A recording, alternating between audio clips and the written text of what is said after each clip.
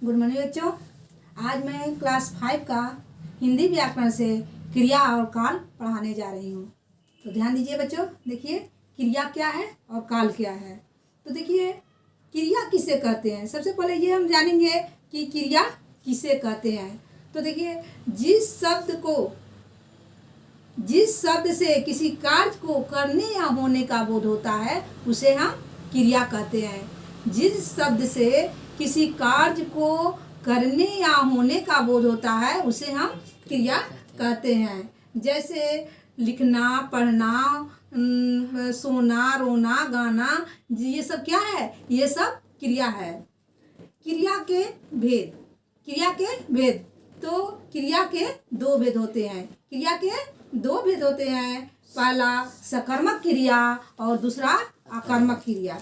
तो सबसे पहले देखेंगे कि सकर्मक क्रिया किसे कहते हैं। सकर्मक क्रिया किसे कहते हैं? तो देखिए बच्चों, सकर्मक क्रिया का अर्थ है कर्म के साथ रहने वाले क्रिया। सकर्मक क्रिया का अर्थ है कर्म के साथ रहने वाले क्रिया, अर्थात जिन क्रियाओं में कर्म होता है उसे हम सकर्मक क्रिया कहते हैं। जिस क्रिया में कर्म रहता है उसे हम सकर्मक क्रिया कहते हैं। जैसे मैं पुस्तक पढ़ता हूँ, मोहन खाना खाता है, दुकानदार फल बेचता है, सीता पत्र लिखती है। तो देखिए बच्चों, देखो अब यदि इस प्रश्न पूछा जाए कि दुकानदार क्या बेच रहा है तो तुम उत्तर क्या दोगे? फल। क्या बेच रहा है? फल बेच रहा है। इसलिए इस वाक्य में फल क्या है? कर्म है। फल क्या है? कर्म है। उसी तरह पत्र क्या है? कर्म है। खाना कर्म हुआ और पुस्तक कर्म हुआ। तो इससे तो स्पष्ट हो गया कि सकर्मक क्रिया में कर्म होता है। सकर्मक क्रिया में क्या होता है? कर्म होता है। और अकर्मक क्रिया, तो देखिए दूसरा है अकर्मक क्रिया। अकर्मक क्रिया का अर्थ है कर्म के बिना होने वाली क्रिया। इसमें कर्म नहीं होता है।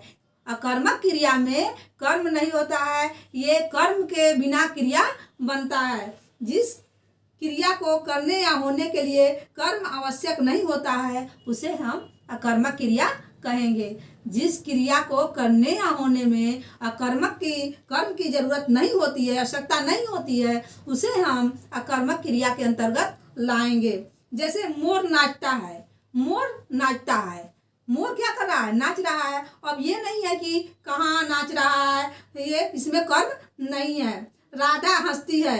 राधा केवल हंसती है, इसमें कर्म नहीं है। उसी तरह चिड़िया उड़ती है तो इसमें क्या है? कर्म नहीं है। और मोहन दौड़ता है तो इसमें कर्म नहीं है। तो ये अकर्मक क्रिया में कर्म की आवश्यकता नहीं होती है। समझ में आ गया होगा बच्चों? आगे देखिए, काल किसे कहते हैं? तो काल का अर्थ होता है समय। क्रिया को होने के समय को काल कहा जाता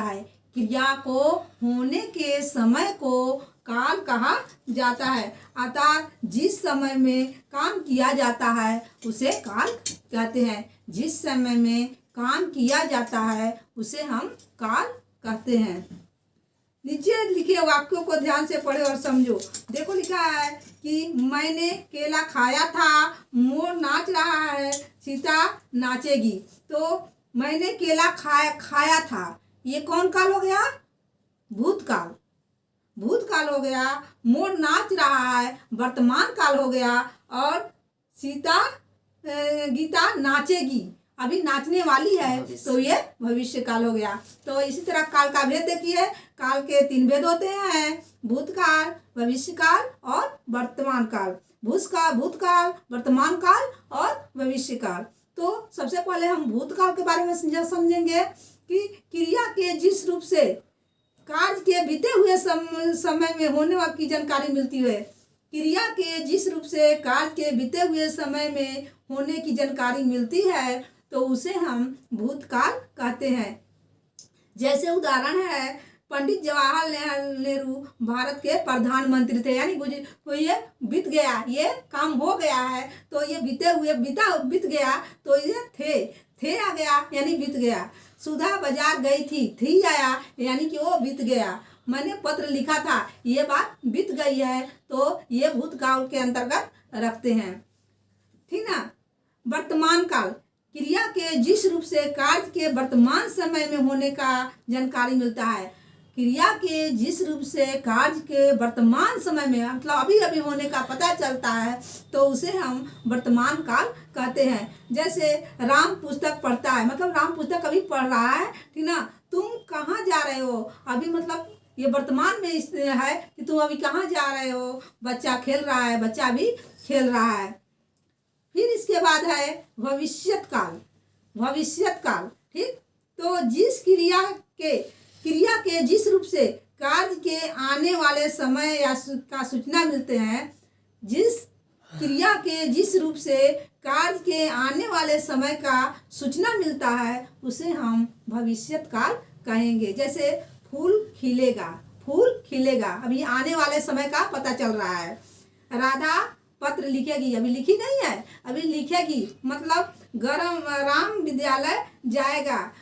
तो ऊपर लिखे वाक्यों में लिखे खिलेगा, जाएगा, लिखेगी क्रियाओं से इनके आने वाले समय में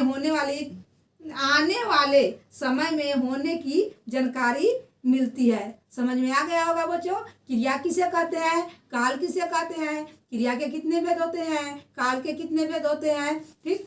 और देखिए क्वेश्चन है, इसको होमवर्क में बना लीजिएगा।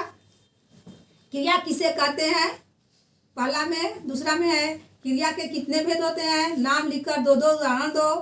काल किसे कहते हैं और काल के कितने भेद होते हैं, उनके नाम लिखो। ठीक है, धन्यवाद बच्चों।